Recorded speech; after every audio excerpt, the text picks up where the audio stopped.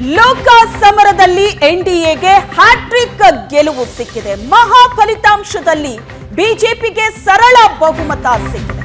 300ರ ಗಡಿಯಲ್ಲೇ ನಿಂತಿದೆ ಎನ್ಡಿಎ ಮೈತ್ರಿಕೂಟ.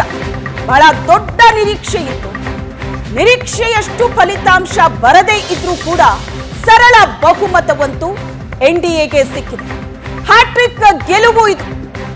ಕರ್ನಾಟಕದಲ್ಲಿ ಬಿಜೆಪಿ ಗೆಲುವಿನ ಓಟಕ್ಕೆ ಕಾಂಗ್ರೆಸ್ ಸ್ಟ್ರೋಕ್.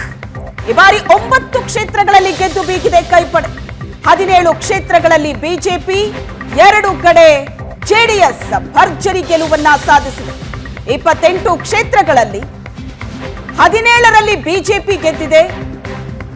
3 ಕ್ಷೇತ್ರಗಳಲ್ಲಿ ಈ ಬಾರಿ ಜೆಡಿಎಸ್ ಸ್ಪರ್ಧೆ ಮಾಡಿತ್ತು. ಹಾಸನ, ಮಂಡ್ಯ, ಕೋಲಾರ. ಆದರೆ ಹಾಸನವನ್ನ ಕೈ ಚೆಲ್ಲಿದೆ ಜೆಡಿಎಸ್. ಹಾಸನ ಕಾಂಗ್ರೆಸ್ ಪಾಲಾಗಿದೆ. ಹಾಗಾಗಿ ಜೆಡಿಎಸ್ ಈ ಬಾರಿ 2 ಕಡೆ ಭರ್ಜರಿ ಗೆಲುವನ್ನ ದಾಖಲಿಸಿದೆ. ಕಳೆದ ಲೋಕಸಭಾ ಚುನಾವಣೆಯಲ್ಲಿ 1 ಕ್ಷೇತ್ರಕ್ಕೆ ತೃಪ್ತಿ ಪಟ್ಟುಕೊಂಡಿದ್ದ ಕಾಂಗ್ರೆಸ್ ಈ ಬಾರಿ ಹೆಚ್ಚುವರಿಯಾಗಿ 8 ಕ್ಷೇತ್ರಗಳನ್ನ ಗೆದ್ದಿದೆ. ಅಲ್ಲಿಗೆ ಒಟ್ಟು 9 ಕ್ಷೇತ್ರಗಳನ್ನ ತನ್ನದಾಗಿಸಿಕೊಂಡಿದೆ ಕಾಂಗ್ರೆಸ್.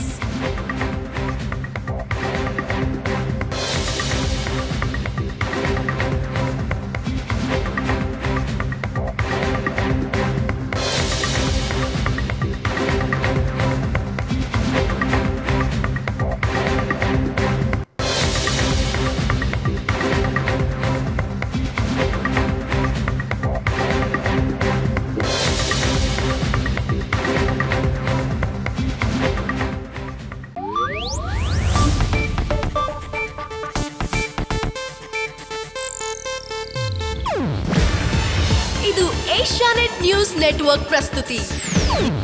ನೀವು ನೋಡ್ತಿದ್ದೀರಾ ಏಷ್ಯಾನೆಟ್ ಸುವರ್ಣ ನ್ಯೂಸ್.